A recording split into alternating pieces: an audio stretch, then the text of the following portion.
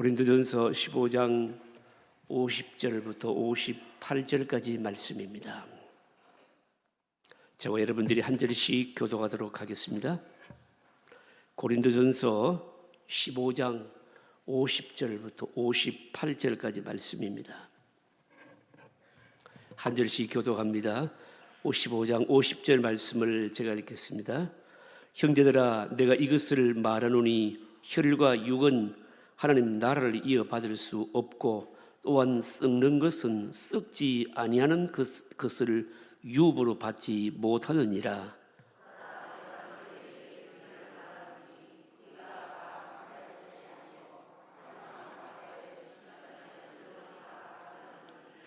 나팔 소리가 나매 죽은 자들이 썩지 아니할 것으로 다시 살아나고 우리도 변화되리라.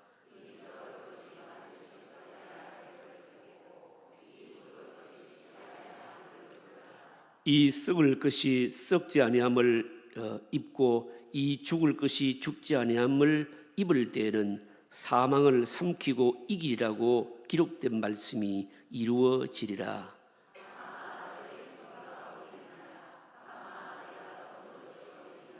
57, 6절부터 함께 읽겠습니다. 사망이 쏘는 것은 죄요, 죄의 권능은 율법이라. 우리 주 예수 그리스도로 말미암아 우리에게 승리를 주시는 하나님께 감사하노니, 그러므로 내 사랑하는 형제들아, 견실하며 흔들리지 말고 항상 주의 일에 더욱 힘쓰는 자들이 되라. 이는 너희 수고가 주 안에서 헛되지 않은 줄 알미라. 아멘. 은혜 4구역에서 6구역 성도님들 나오셔서 찬양으로 하나님께 영광을 돌리겠습니다.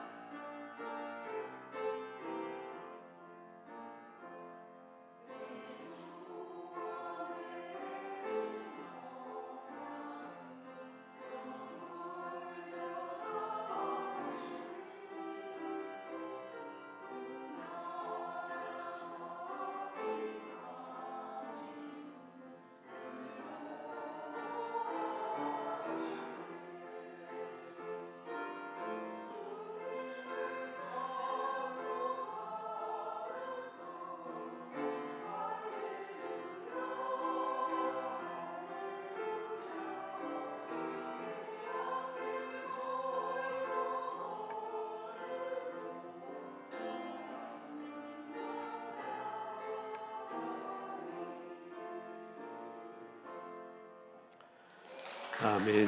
감사합니다. 우리 찬양 인도팀을 위해서도 박수 한번 보내실까요? 감사합니다.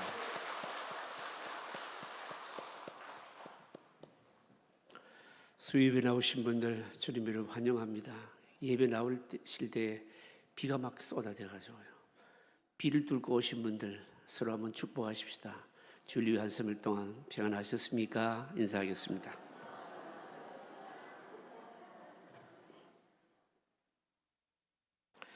오늘 40일과 공부할 차례입니다. 우리 제목을 한번 읽어보실까요? 부활의 소망. 부활과 관련해서 완전히 끝장을 지금 보고 있습니다. 고린도전서 15장을 통해서 여러 번에 걸쳐서 부활에 관해서 설명하고 있는데 오늘 본문의 내용도 공부할 내용도 마찬가지입니다. 우리가 이것을 믿음으로 대하고 또 실제적으로 믿음으로 우리가 소망하고 기다리고 하지 않으면 이 내용 자체가요 완전히 무슨 이 판타지 같이 그렇게 들릴 가능성이 많이 있습니다. 그러나 믿음으로 이것이 우리에게 이루어질 일이라고 하는 것을 기대하고 이 본문을 대한다면 여러분 우리가 예수 믿는 것이 예수님 믿는 신앙을 가지고 있는 것이 얼마나 복되고 영광스러움이 우리 앞에 예비되어 있는가 하는 것을 다시 한번 더 확신하게 되는 그런 기쁨이 있을 것입니다. 여러분 믿음으로 오늘 이 본문을 대하시고 그리고 부활에 관해서 그냥 지성적으로 머리에 담고 그냥 흘러버리는 것이 아니라 우리의 부활 신앙으로 다시 살아나는 그런 은혜가 있으시기를 바랍니다. 총각 처녀가요 결혼 날짜를 앞두고 결혼 날짜를 잡으면 그때부터요 이 결혼하는 양가가 굉장히 이제 바쁘기 시작하잖아요. 제일 먼저 뭘 해야 될까요? 일단 결혼 날짜가 잡히면 결혼식장도 잡아야 되고 또 뭘 해야 됩니까? 살림도 장만해야 집도 마련해야 되고 살림도 장만해야 되고 양가가 막 복잡하고 바쁘기 시작하는 겁니다. 근데 뭐 경제적으로 여유가 있으면 좀 덜하지만 경제적으로 여유가 없으면 어떨까요? 상당히 힘들죠. 그래서 양가의 의견이 조율이 잘 안 돼서 마음이 상해서 깨지기도 하고요. 그리고 그 과정에서 신랑 신부는 얼마나 또 마음고생을 해가지고 결혼식 날이 되면 막 신부가 막 병이 나기도 하고요. 막 얼마나 뭘 마음고생을 했는지 얼굴이 반쪽이 되고요. 막 이런 경우들이 많이 있잖아요, 여러분요. 그런데도 불구하고 막상 결혼식 날짜가 되면 어떻습니까? 그냥 막 어떻게 꾸몄는지는 모르겠지만 전혀 딴 사람으로 나타나잖아요, 그죠? 신부 화장해가지고 오면 그냥 완전히 다른 사람입니다. 제가 언제 한번 말씀드렸잖아요. 제가 토요일 날 주례를 섰는데 그 다음날 주일 날 신부가 예배를 드리러 왔는데 예배 드리고 나가는데 인사를 하는데 못 알아본 거예요. 신부 화장을 해가지고 거의 뭡니까? 화장이 아니고 이 무슨 수준일까요? 이제 변장, 위장 수준으로 해가지고 왔는데 이제 토요일 날 주례를 했는데 주일날 이제 신부 화장을 다 치우고 이제 평상복 차림으로 오니까 딴 사람으로 몰라본 거예요, 여러분요. 어쨌든 신부 화장을 하고 몸에 드레스를 입고 신랑은 또 뭡니까? 탁 멋진 턱시도를 입고 탁 이렇게 나타나면 그동안에 결혼식 준비하면서 고생하고 마음고생한 거 다 사라지고 환하고 기쁜 마음으로 말입니다. 굉장히 뭡니까? 밝은 모습으로 등장하지 않습니까? 사실은요, 이걸 성경이 묘사를 하고 있는데 계시록에 보면 이걸 성경이 뭐라고 말하고 있는가 하면 어린 양의 혼인잔치라 그렇게 말하고 있어요. 우리 예수 믿는 사람들은 사실은 어린 양의 혼인잔치를 준비하고 있는 사람들이에요. 여러분, 혼인잔치인데 왜 어린 양의 혼인잔치라 그럴까요? 그 혼인잔치에 참여할 수 있는 사람들은 어린 양의 피로 구속함을 입은 사람들만이 참석할 수 있거든요. 여러분, 우리가 예수님 믿는다고 하는 것은 이 땅에 살면서 고난도 있고 어려움도 있고 힘든 일도 있고 여러 가지 뭡니까? 우리가 성령이 우리 안에 거하시기는 하지만 그래도 어떻습니까? 우리 몸이 죄의 지배를 받고 있기 때문에 죄성이 있기 때문에 여러 가지 낮은 몸, 부족한 몸, 또 부족한 감정 이런 것들 때문에 사실 우리는 뭡니까? 충만함이 그렇게 없지요, 그죠? 그런데 주님이 다시 오실 때에 이 어린 양의 호린잔치에 참여하게 되면 어떨까요? 이 세상의 모든 것들은 다 잊어버리고 정말 기쁨과 영광 가운데 참여하고 있거든요. 할 수 있거든요. 이것이 약속되어 있는 사람들이 누구일까요? 그리스도인들입니다. 언제 이루어질까요? 주님이 다시 오실 때.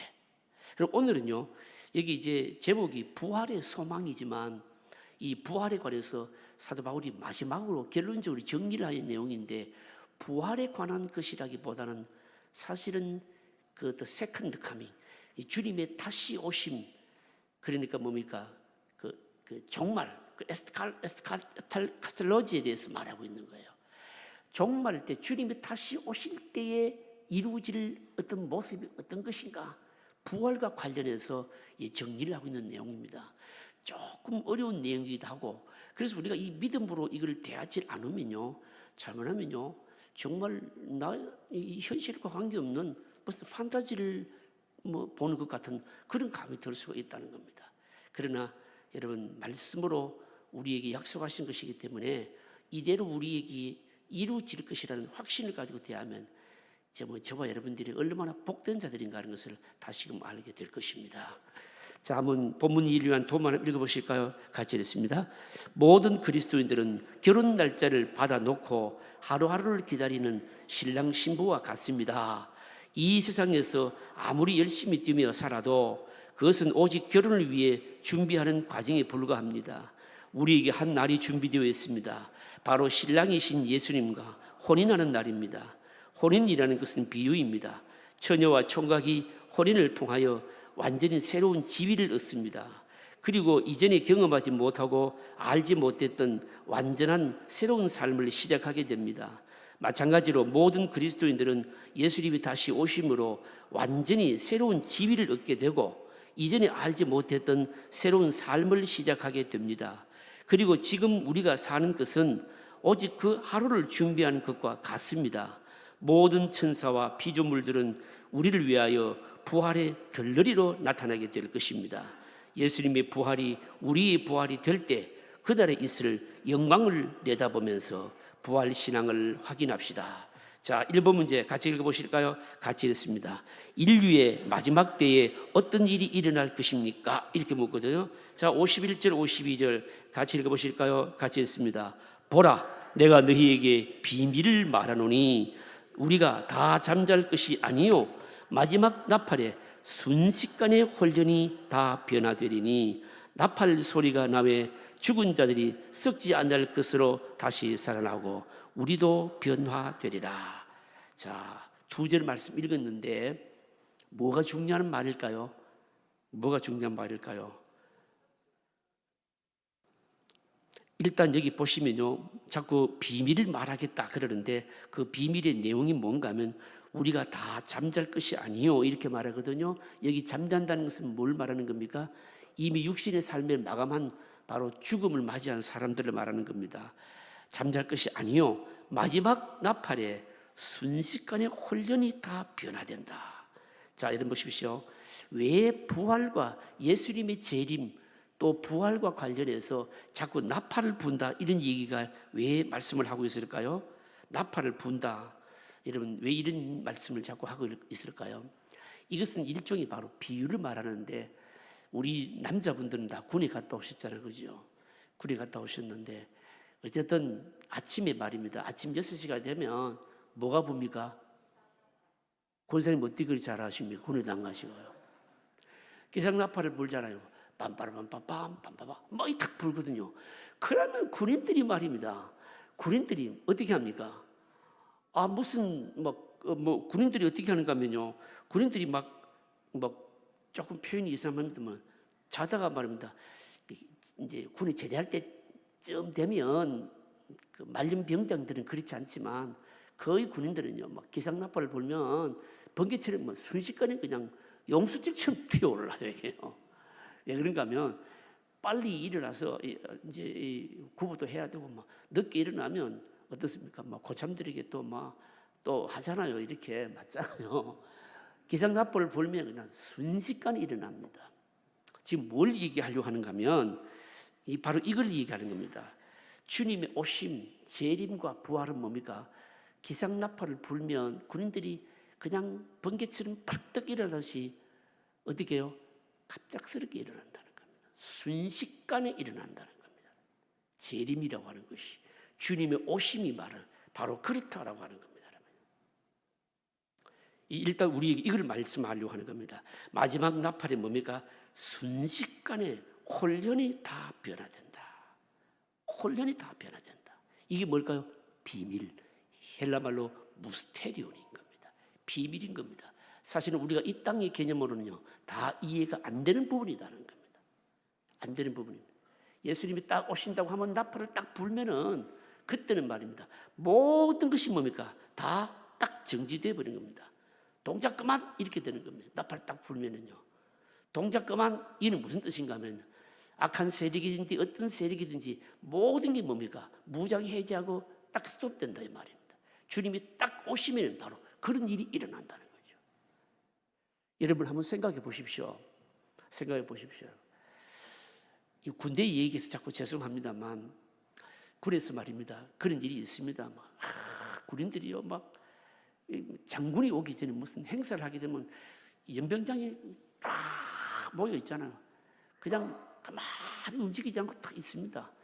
누구냐면 이제 장군이 곧 올 거거든요.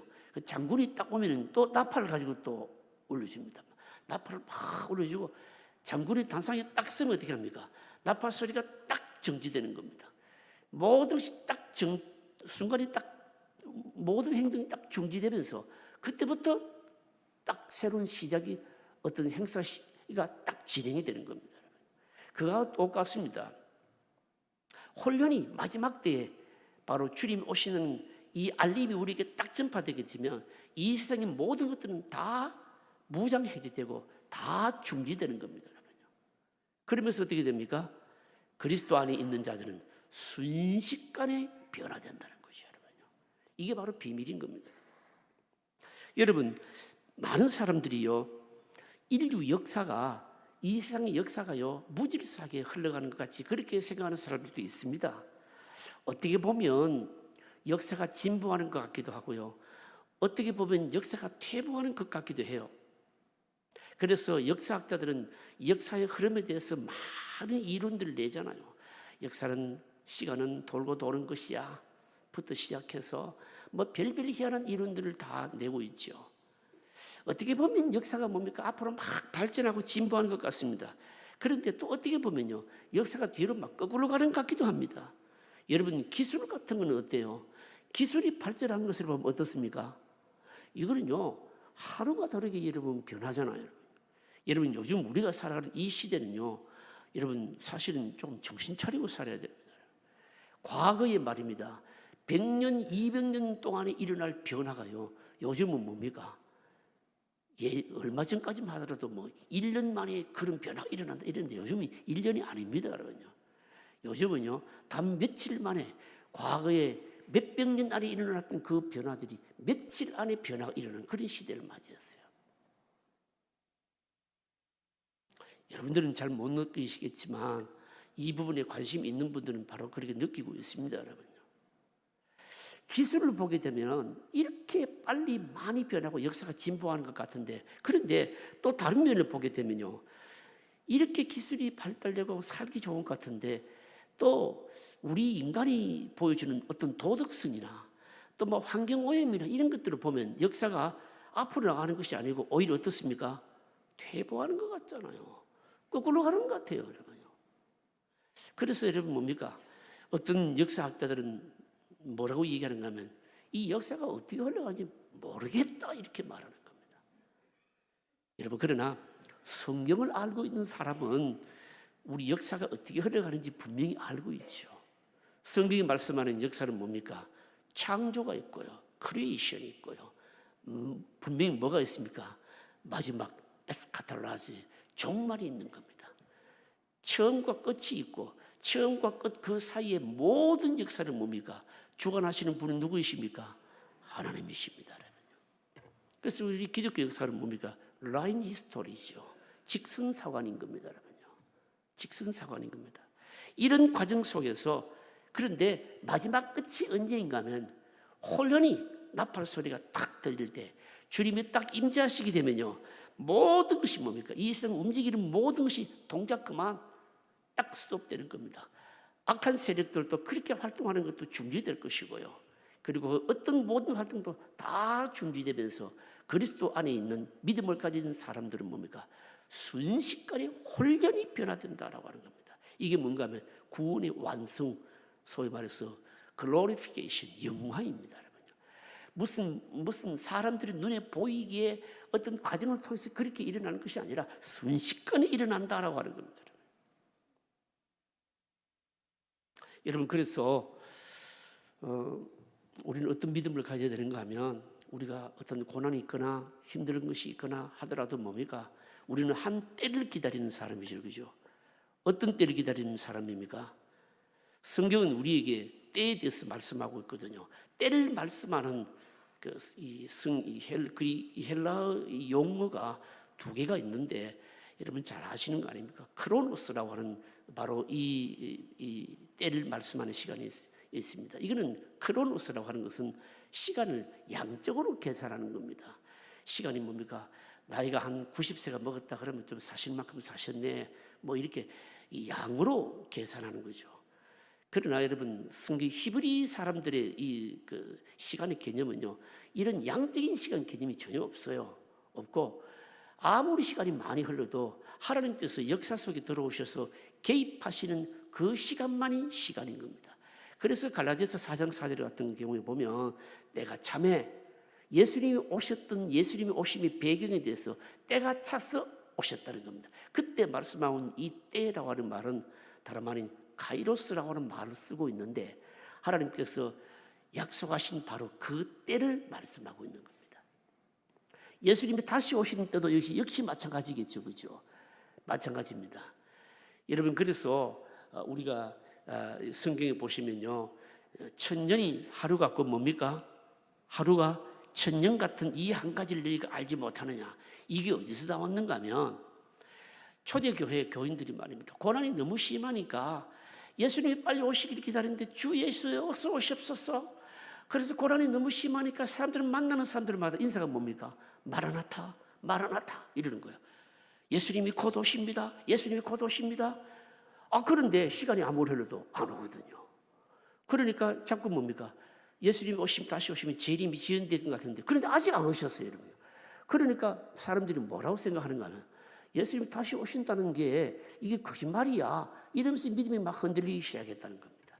그런데 여러분, 예수님이 다시 오시는 때, 예수님의 초림, 처음 오신 것, 예수님의 두 번째 오심, 다시 오시는 것, 이 모든 것들은, 시간은 누구의 생각 속에 있습니까? 하나님의 시간 속에 있는 거예요, 여러분요. 인간들이 계산하는 물리적인 시간 개념과는 관계없는 거예요, 이게요, 여러분요. 그래서 그때 쓰는 말이 뭔가 하면 카이로스인 겁니다. 그래서 말입니다. 뭐라고 말하고 있는가 하면, 주께는 베드로후서에 뭡니까? 주께는 하루가 천년 같고 천년이 뭡니까? 하루 같다. 아니, 하루가 천년 같다. 하나님 보시기에 하루는 뭡니까? 우리가 생각할 때 천년일 수도 있고, 뭡니까? 천년이 뭡니까? 하루 같을 수도 있는 겁니다. 그러니까 이게 시간의 개념이 전혀 다른 겁니다. 그러니까 예수님이 다시 오실 때도 바로 이와 같다는 겁니다.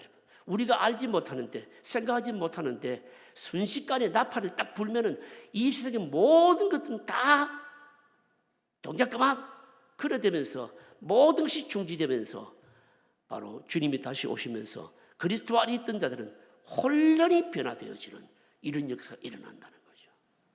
여러분, 힘들고 어려울 때마다 그때를 여러분 사모하십시오. 이렇게 제가 말하면, 성경을 가지고 말하면 어떤 분은 얘기합니다. 아니, 나 죽고 나면 뭐 합니까? 이렇게 분이 있을 거예요. 그런데 여러분, 뒤에 가서 보시면 나옵니다. 재림의 순서가, 여러분, 천사장의 소리와 나팔 소리로 예수님이 다시 재림하실 때 누가 먼저 일어납니까? 자던 자들이, 주 안에서 잠자던 자들이 먼저 일어나게 돼 있어요. 그리고 그 이후에 뭡니까? 살아있는 자도 공중에서 주를 영접하리라. 순서가 그래 되어 있습니다. 그러니까 여러분, 내보다 먼저 죽었다고 또 뭐 살아있는 사람이라고 죽은 사람보다 더 나을 것이다, 정말이에요. 여러분, 예수님이 재림하실 때 우리가 부활하여서 신령한 몸으로 변화되고 이런 거는요, 사실은 죽음과 관계없는 겁니다. 주 안에서 자던 자들이 먼저 일어난다는 거예요, 여러분요. 여러분, 그래서 여러분 말입니다. 죽어도 괜찮습니다, 여러분요. 별로 아멘 안 하시는데 죽어도 여러분 괜찮습니다. 왜냐하면 주 안에서 죽는다는 뭡니까? 다시 뭡니까? 순식간에 일어난다는 거죠. 그걸 말씀하는 겁니다. 자, 그 다음 문제 보십시다. 자, 2번 문제 같이 읽어보실까요? 같이 읽습니다. 부활에는 두 가지 부활이 있습니다. 무엇입니까? 너무 잘 하시는 말씀 아닙니까? 요한복음 5장 28절 29절. 저 앞에 좀 띄워줍니다. 28절 29절 같이 읽어보실까요? 이를 놀랍게 여기지 말라. 무덤 속에 있는 자가 다 그의 음성을 들을 때가 오나니 선한 일을 행한 자는 생명의 부활로, 악한 일을 행할 자는 심판의 부활로 나오리라. 이걸요, 우리가 이중 부활이라고 말하기도 하고 두 가지 부활이라고 말하기도 합니다. 어떤 내용일까? 여러분 잘 아시는 거 아닙니까? 복잡하지 않습니다. 복잡하지 않습니다. 여러분 계속 거듭 말씀드립니다만, 선한 일을 행한 자는 뭡니까? 생명의 부활로. 악한 일을 행한 자는 뭘 부활로요? 심판의 부활로. 생명의 부활과 심판의 부활이 있는데, 근데 이 바로 악한 일, 선한 일은 뭐라고요? 예수 그리스도를 믿는 것이 선한 일. 예수 그리스도를 안 믿는 것이 뭐예요? 악한 일. 그겁니다. 생명의 부활이와 심판의 부활이 뭐냐? 복잡하지 않습니다. 자, 여러분 보십시오. 우리가 이 신불신 간에 믿는 사람이든지 안 믿는 사람이든지 죽으면 육신은 뭡니까? 똑같이 다 어디로 갑니까? 흙으로. 복잡하지 않습니다. 다 아시는 거예요. 흙으로 갑니다. 육신은 어디서 왔기 때문에? 흙에서 왔기 때문에 흙으로 갑니다. 안 믿는 사람도 믿는 사람 다 흙으로 갑니다. 그러면 영은 어떻게 됩니까? 믿는 자들은 어디로 갑니까? 천국. 이걸요, 성경적인 표현을 말하자면 낙원, 바로 천국으로 가는 것이고, 그러면 불신자는 어디로 갑니까? 지옥으로 가는 겁니다. 뭐 천주교처럼 중간에 기다리고 또 중간 지점이 있어서 거기서 누가 또 성자가 기도해주면 올라가고 이런 건 하나도 없습니다. 다 엉터리예요. 죽으면 그리스도를 믿은 자들은 천국 낙원에 바로 가고, 안 믿는 자들은 어떻게 한다고요? 지옥으로 바로 가고, 육신은 뭡니까? 신불신간 모두가 어디로 간다고요? 흙으로 가는 거예요, 여러분요. 그러면 생명의 부활은 뭐고 심판의 부활은 뭐냐? 주님이 다시 오실 때, 여러분 잘 들으셔야 됩니다. 우리가 죽고 나서 천국에 가 있을 때는 몸이 있을까요, 없을까요? 없어요. 그리고 엄밀히 말하자면 우리가 죽고 난 이후에 천국에 가 있는 그 천국은요, 사실은 완전한 천국은 여러분 아닙니다. 왜 완전한 천국 아닌가 하면 몸이 없습니다. 그때는 뭐가 있을까요? 영만 있습니다. 몸은 흙으로 들어갔고, 예수님이 다시 오실 때 그때 어떻게 된다고요? 우리가 다시 뭡니까? 신령한 몸으로, 영과 육이 뭡니까? 신령한 몸으로 함께 부활하는 거예요. 그래서 뭡니까? 신령한 몸을 받기 위해서 뭡니까? 부활하는데, 이 부활이 뭐라고요? 생명의 부활이라 이 말입니다. 그러면 안 믿는 자들은 뭡니까? 다시 완전한 심판에 처하기 위해서 저들도 부활하는 거예요. 그게 뭘까요? 심판의 부활인 겁니다. 이게 이제 이중 부활이라고 말하는 겁니다.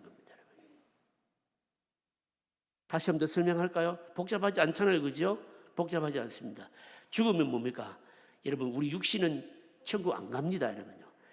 예수님이 다시 재림하실 때, 부활할 때는 뭡니까? 그때가 완전한 천국이 이루어지는데, 왜 완전한 천국이라고 얘기를 할까요? 왜 완전한 천국인가 하면, 그때는 우리 몸도 지금 같지 않는 신령한 몸으로 영육이 함께 부활하기 때문인 겁니다. 그래서 천국에 가 있고 예수님 다시 오시는 그 기간을요, 신학에서는 뭐라고 얘기를 하면 중간기라 그렇게 얘기를 합니다. 얘기를 합니다. 그래서 뭡니다. 이게 우리가 죽으면 천국 가잖아요. 천국 가는데 영광이 물론 있기는 있지만 사실은 완전한 천국은 여러분 아닌 겁니다. 무슨 뜻인가 하면, 여러분 완전한 천국, 주님이 다시금 재림하실 때 지금 같지 않은 신령함으로 영육이 함께 부활할 때, 그때 완전한 천국이 이루어지는 겁니다. 이게 바로 뭡니까? 바로 부활에는 두 가지가 있다 하는 말의 여러분 의미인 겁니다. 여러분 우리가요, 이 땅에서 사실은 여러분 살아도 여러분 다 똑같이 사는 게 아니에요. 이게 여러분. 이런 믿음을 가져야 됩니다. 여러분. 그럼 예수님 안 믿는 사람들 이 땅에 살면서 무슨 맛으로 살까요? 예수님 안 믿는 사람들 무슨 맛으로 살겠냐고요? 뭐 자랑하면서 살겠냐고요? 뭘 위해서 살겠냐고요? 일단 예수님 안 믿는 사람들은 천국이나 지옥이나 뭐 이런 것들을 염두에 두지 않고 있기 때문에 일단 눈에 보이는 삶밖에 없는 거죠. 내 몸 건강하고 돈 좀 많이 벌고 남들 앞에 좀 뻐길 수 있고 좀 자랑할 수 있고 뭐 이런 것만 있으면 그냥 최고죠, 이게요. 뭐 여러분 예수님 안 믿는 사람들의 삶이 뭐 별거 있나요, 여러분요? 별거 없습니다, 여러분요. 전부 그것밖에 없어요, 여러분요. 그러나 여러분 우리가 알아야 될 게 뭡니까? 저들이 모르는 삶이 있다는 거죠.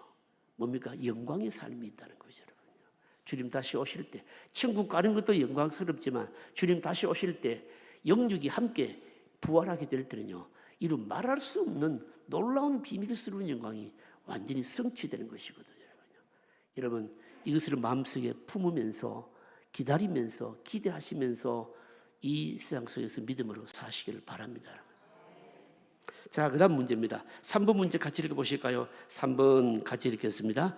과연 우리가 어떤 상태에서 어린 양의 혼인잔치에 참여하게 될까요? 이렇게 묻거든요. 52절 53절 같이 읽으실까요? 나팔 소리가 나매 죽은 자들이 썩지 아니할 것으로 다시 살아나고 우리도 변화되리라.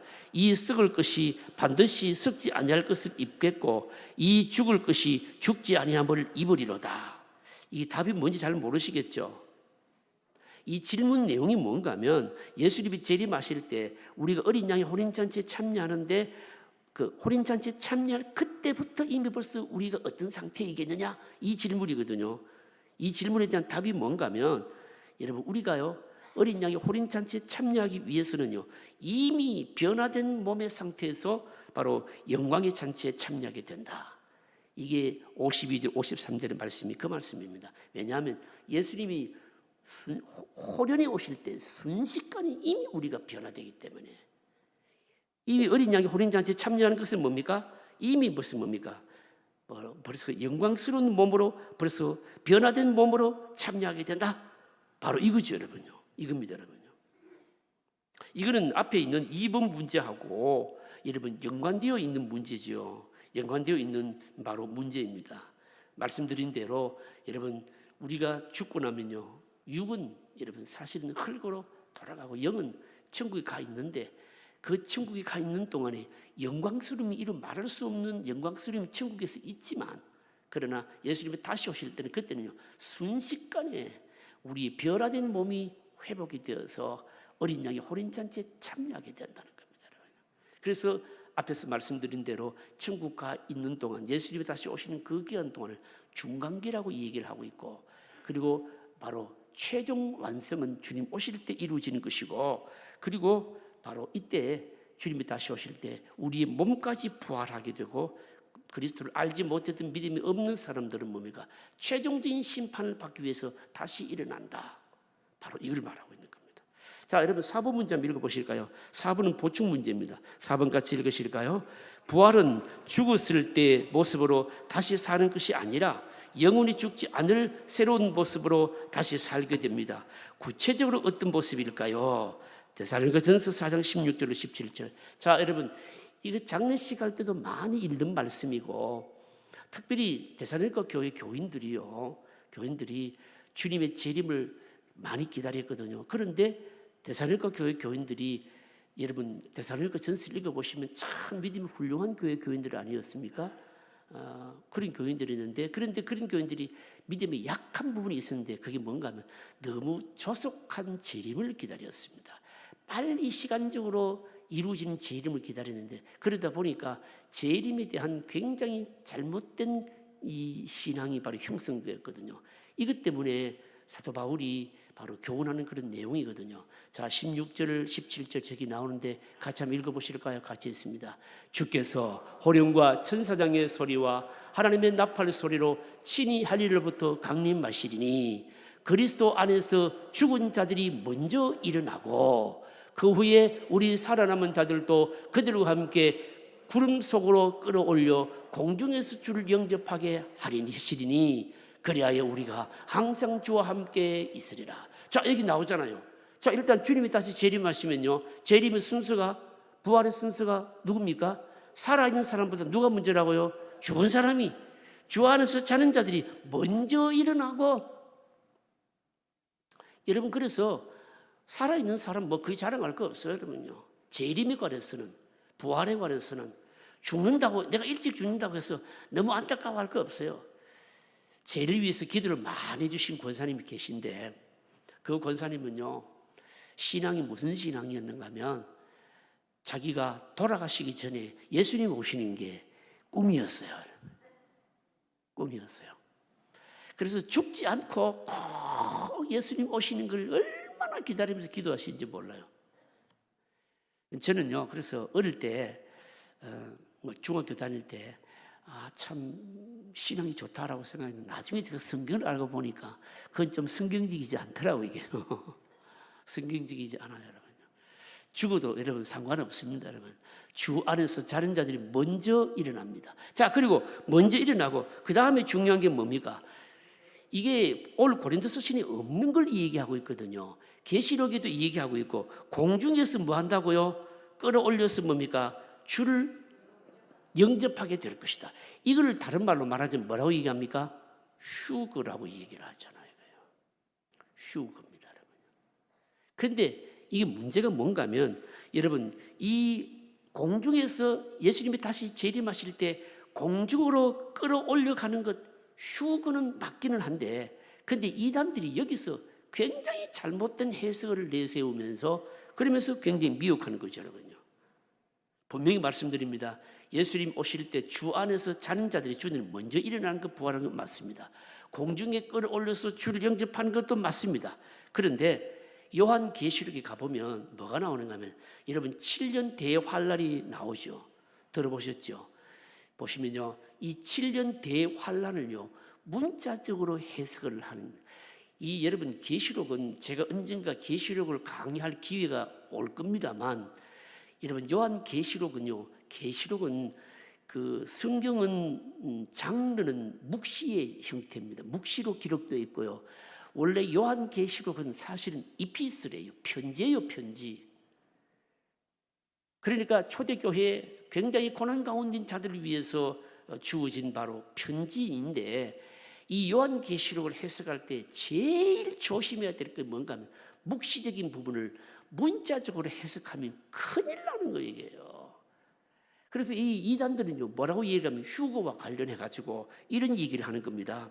7년 대환란, 예수님이 재림을 하시면은 7년 대환란이 있는데, 이 7년 대환란 기간 동안에, 환란 기간 동안에 엄청난 핍박이 있고, 이 핍박이 있는 동안에 많은 사람들이 순교를 당하게 되는데, 순교를 당하지 않으려면은 이 땅에 있는 동안에 우리가 어마어마하게 희생적인 어떤 믿음과 삶을 살아야 된다.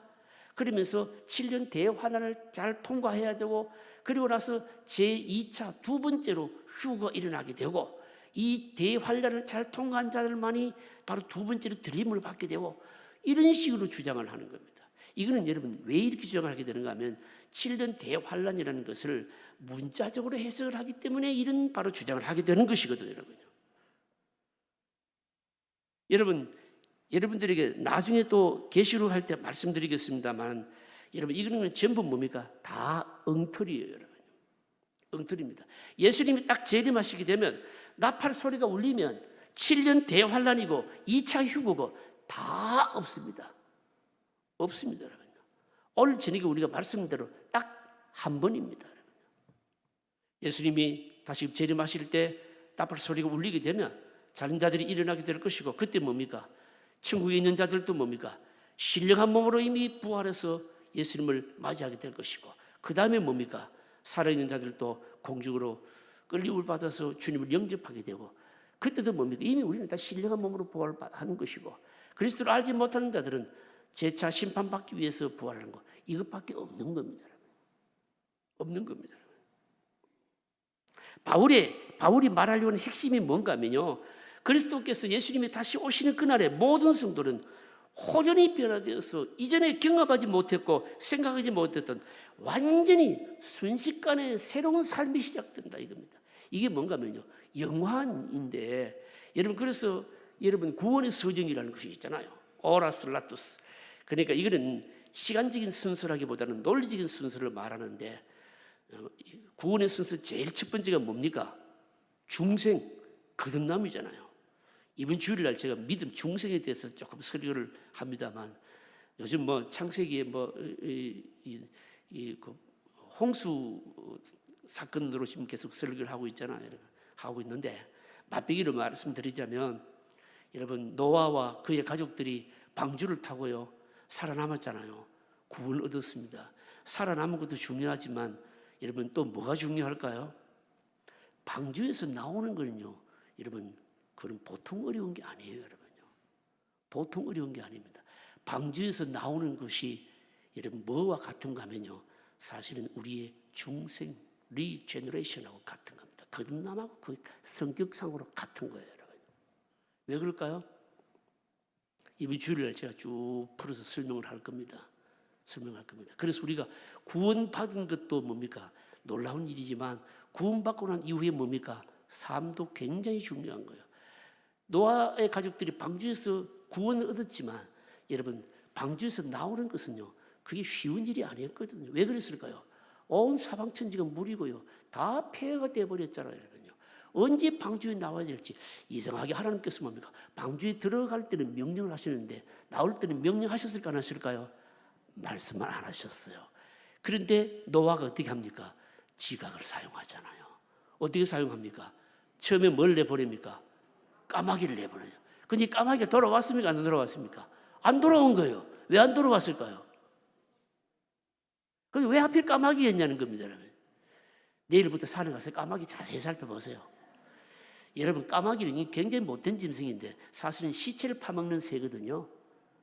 대부분 주경학자들은 시체 파먹는데 안 돌아온 거예요.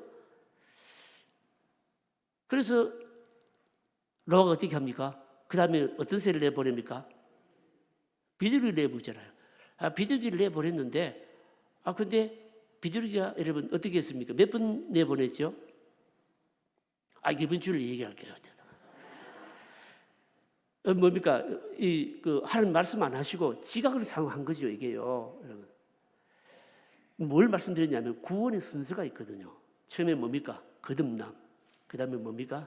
거듭남이 되면 그 소위 말하는 하나님 우리를 어렵다 하신 아닙니까? 그 다음 믿음, 이리 쭉쭉쭉 순서가 있는데 맨 마지막이 뭡니까? 영화거든요. 이 영화가 언젠가 하면 순식간에 이루어진다는 겁니다. 주님이 오시면 나팔을 딱 불면 모든 게 동작 그만. 그러면서 어떻게 합니까? 주 안에서 잤던 자들은 죽었던 다 다시 부활할 것이고 신령한 몸으로 부활할 것이고 2차 부활이고 아니면 7년 대활이고 다 없다니까요, 여러분. 그래서 지금 뭡니까? 성경 잘못 해석한 겁니다. 단 한 번에 다 일어난다는 겁니다. 그걸 지금 얘기하려고 하고 있는 겁니다, 여러분. 그래서 보시면요, 이제 질문이 뭔가 하면 부활은 죽었을 때 모습으로 다시 사는 것이 아니라 영원히 죽지 않을 새로운 모습으로 살게 되면 구체적으로 어떤 모습입니까? 구체적으로 어떤 모습인가 하면 진짜 부활체죠, 여러분요. 부활체, 신령한 몸입니다. 그런데 이 부활체가 누리는 특권이 뭔가? 이 부활체가 누리는 여러분 영광스러움이 뭔가? 그 다음 문제 계속 나오는 겁니다. 자, 한번 보십시다. 5번 문제 보실까요? 5번 문제 같이 읽겠습니다. 또 성도들이 다시 부활할 때는 다시 사망이 없게 될 것인데 이 부분에 대해서 무엇이라 말씀합니까? 자, 여러분 보십시다. 54절부터 56절입니다. 같이 읽으실까요? 54절부터 읽습니다. 이 썩을 것이 썩지 아니함을 입고 이 죽을 것이 죽지 아니함을 입을 때에는 사망을 삼키고 이기리라고 기록된 말씀이 이루어지리라. 사망아, 너의 승리가 어디 있느냐? 사망아, 내가 쏘는 것이 어디 있느냐? 사망을 쏘는 것이 죄요, 죄의 권능은 율법이라. 자, 이게 참 위대한 말씀인데 이게 무슨 말씀입니까, 여러분요? 성도들이 다시 부활할 때는요, 다시는 뭐가 없다고요? 사망이 없다는 거예요. 사망이 없다는 게 여러분 무슨 말입니까, 여러분요? 여러분, 사람에게, 인간에게 가장 무서운 게 뭡니까? 사망입니다, 여러분. 죽음입니다, 여러분요. 여러분, 아무리 힘센 장수라도 사망을 이긴 사람이 있어요, 없어요? 없습니다. 아무리 여러분 살려고 몸부림치도 사망에게 한번 딱 붙들리게 되면 여러분 누구든지 무력하게 죽어야 되는 겁니다, 여러분.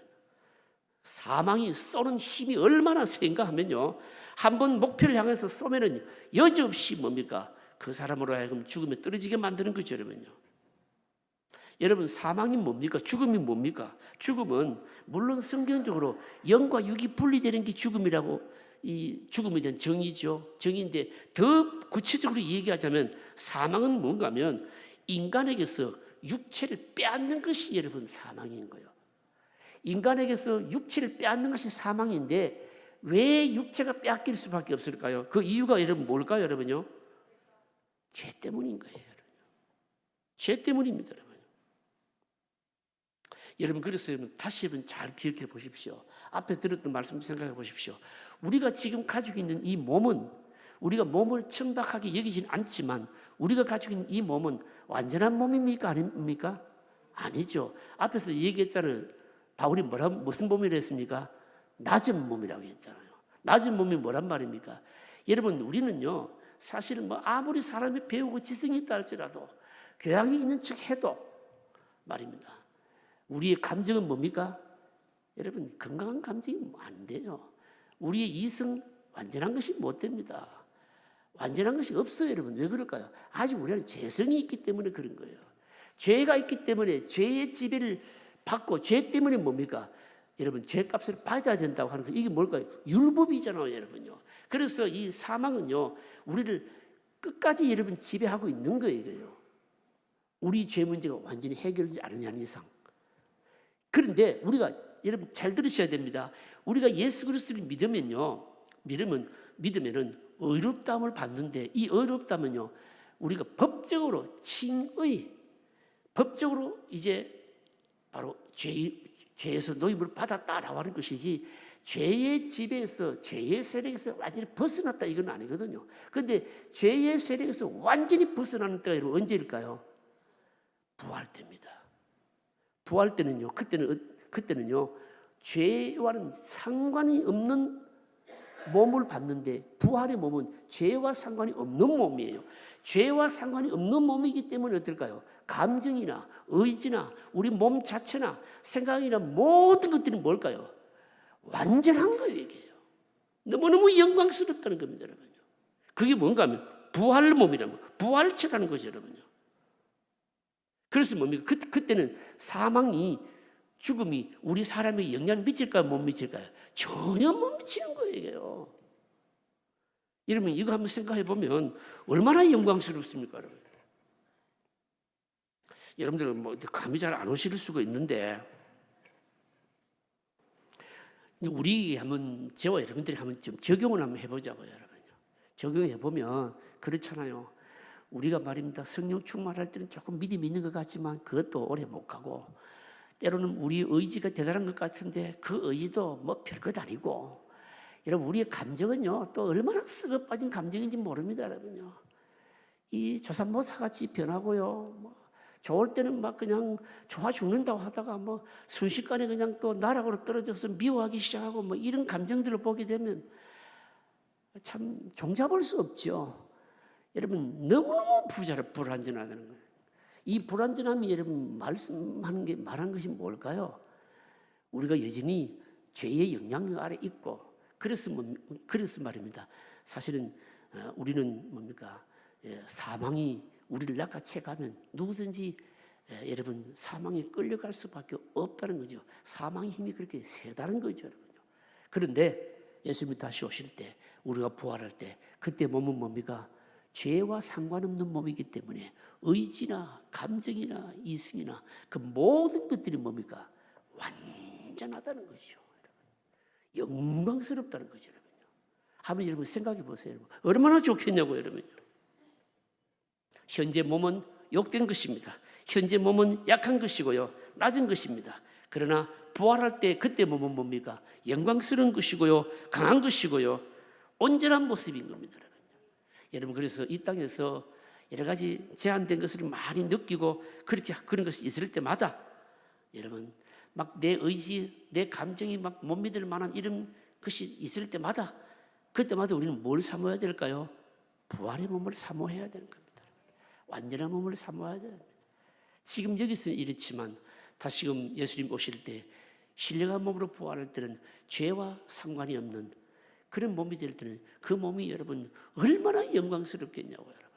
그런 영광스러운 몸을 내다보면서 뭡니까? 이 땅에서의 삶을 이겨야 된다는 겁니다. 아멘이신가요, 여러분요? 그러니까 여러분 너무 못생겼다고 자학하지 마십시오, 여러분요. 예, 뭐 좀 부족한 것이 있다고 해서 여러분 너무 낙심하지 마시라고요, 여러분요. 우리는 뭡니까?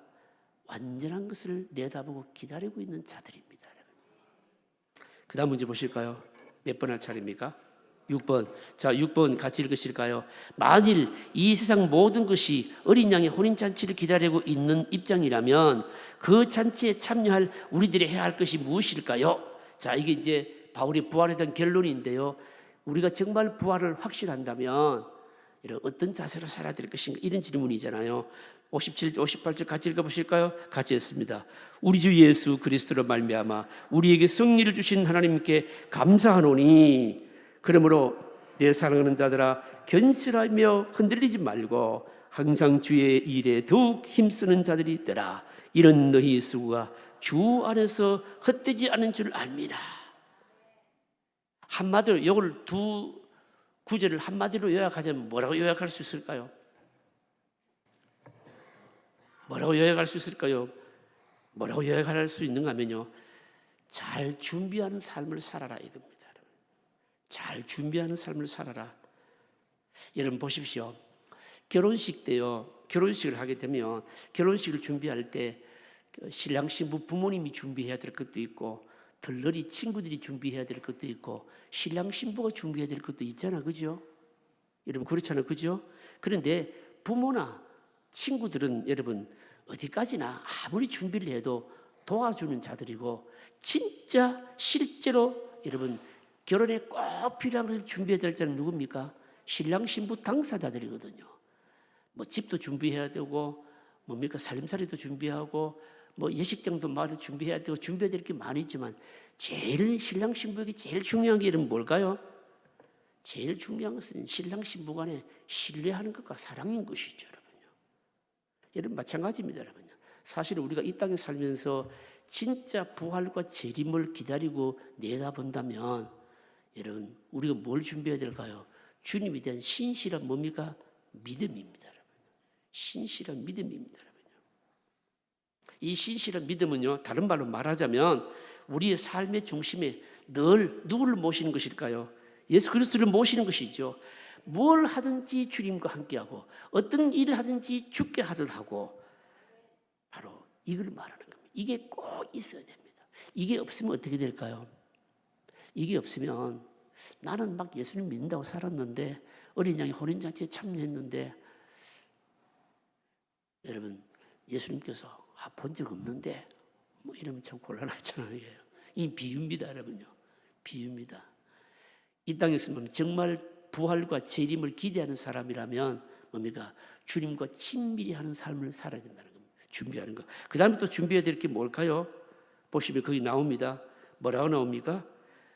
보시면요, 형제들아 견실하여 하며 흔들리지 말며 항상 주의 일에 더욱 힘쓰는 자들이 되라. 절대로 흔들리지 말고 주의 일에 힘쓰는 자들이 되라. 무슨 말씀일까요? 왜냐하면 보시면 그 다음에 말씀 나옵니다. 이런 너희 수고가 주 안에서 뭐라고요? 헛되지 않은 줄 알미니라. 주님은 반드시 뭡니까? 우리의 삶에 대해서 평가하실 것이다. 이겁니다, 여러분요. 여러분 그래서 우리는요, 진짜 부활과 재림을 기대하는 삶을 사는 사람이라면 여러분 이 땅에 속한 것에 너무 투자하지 말아야 돼요. 몸에도 여러분 너무 그렇게 투자하지 말아야 됩니다. 그냥 적당하게만 투자하고 말아야 됩니다.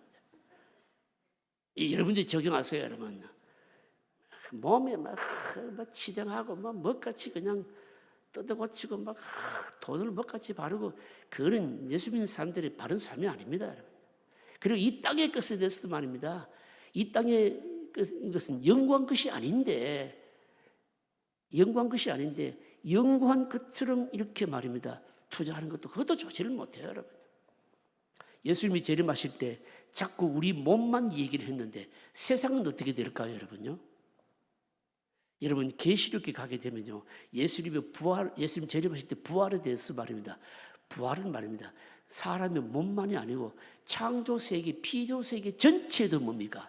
부활이 여러분 다 일어납니다. 여러분요. 이 세상은요 어떻게 될 거냐면, 비유를 들자면 이 세상은요 정확하게 표현하자면 여러분 이 아파트 말입니다. 모델하우스와 같은 거예요. 여러분. 이 세상 자체가 그래요. 여러분 모델하우스 아시죠? 그죠? 요즘은 뭐 하도 그냥 사이버 공간을 통해서 다 보니까 모델하우스를 잘 안 지어요. 예전에는 아파트 분양하기 전에 꼭 뭐가 있습니까?